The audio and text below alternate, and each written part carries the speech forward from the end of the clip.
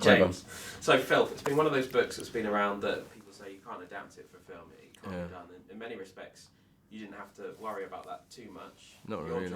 Was your job to try and find some sort of redeeming quality in Bruce? Yeah, I mean, film works different to novels, doesn't Yeah, I think so. And in the novel, he's slightly less redeeming. No, listen, we don't ever redeem him in the film, but we do look for empathy, or we at least try and sell the idea to the audience that as much as he's doing these terrible things and being horrible and abusive and being really abusive, there may come a time where he will be redeemed, or there may come a time where he will reveal that he has, a common... Excuse me as I burp into my microphone. Nice one. He has a common sort of humanity. And to a lesser or greater extent at times he does, but we never redeem him. I think it would be impossible to redeem him. It would be wrong to redeem him. I think we'd be validating racism and sexism and homophobia and sectarianism and misogyny, frankly. So yeah, I'm never looking for anybody to forgive him. I mean, in spite of all the things you've just mentioned there, it's almost a beautiful script. I mean... One of the most beautiful scripts I've ever read. When you read it, that's what I was going to ask you, were you just blown away? Did you say, I want this part? Completely. I closed the script and I thought, I need to get this. I really, really want to get this.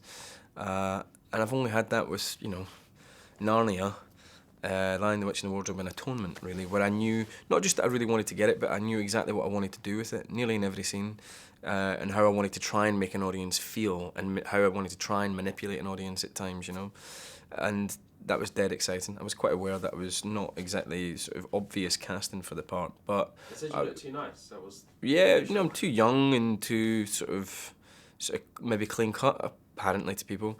So I knew it would have to take a little bit of, physical transformation and all that rubbish that actors talk about. But ultimately, in his heart and his soul and all that, I knew exactly who he was. And I knew from my own experiences what I could draw on to help create him and make him somebody that an audience, against their better judgment and in spite of themselves, enjoyed being with, or at least couldn't not be with, maybe, for 90 minutes.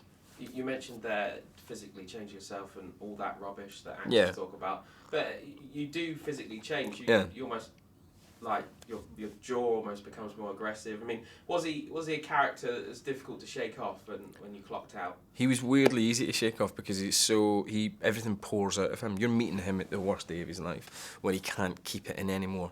So everything's coming out, everything's coming to a head, sort of like from the minute the film starts. You don't realise it to begin with, but he's breaking apart. So it was strangely cathartic playing it. You didn't, you weren't holding on to stuff. Every day was about letting stuff go. And that felt easier than, for example, something like Trance with Danny Boyle that I just did there, name drop. And I went home for that every night feeling horrible. And that doesn't seem as horrible a film to make, so yeah. But also this film's very funny. So that's the other thing you have to say, like, as much as it's like sad and harrowing and shocking and dark and all those things, which it totally is, it's also very funny. So we had fun making it too, and a lot of improv and a lot of weird stuff coming out of our mouths. Some people hate it though. I mean, we set out to make a film that if you liked it, you would love it, and if you didn't like it, you would absolutely hate it. To the extent that some people might walk out, it's that sort of... Well, what we've had... Want as an actor? No, I don't want to make anybody walk out, but I wouldn't... Listen, I saw somebody walk out of The Lion, the Witch and the Wardrobe shaking their head and going, this is terrible filmmaking. Do you know what I mean? So I'm sure somebody will eventually somewhere walk out of this. It's not what I want to happen, but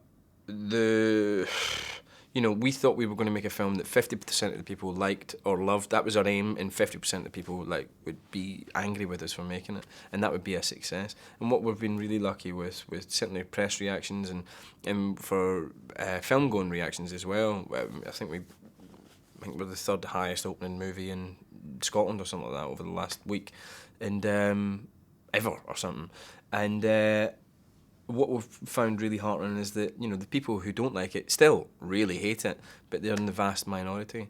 And this film's proven to be much more popular than we thought it would be. So, for example, we're opening in 300 and odd cinemas because the exhibitors have really gone for it. And that, to me, is utterly surprising, because I thought exhibitors would be going like, this is a risk, and we'd be opening in a couple of art house cinemas, and maybe if we got some award traction, we'd kind of push it further and maybe go into 100 cinemas. We're opening in something like 300 plus cinemas, which for me is just incredible for a film like this, which is totally British, it's totally brave. There's not a lot like that, and the film industry doesn't seem to reward that bravery or boldness and potential kind of capacity for controversy, ever. Certainly not at the moment in English-speaking cinema, and right now we seem to be embracing that, and that's fantastic. Perfect.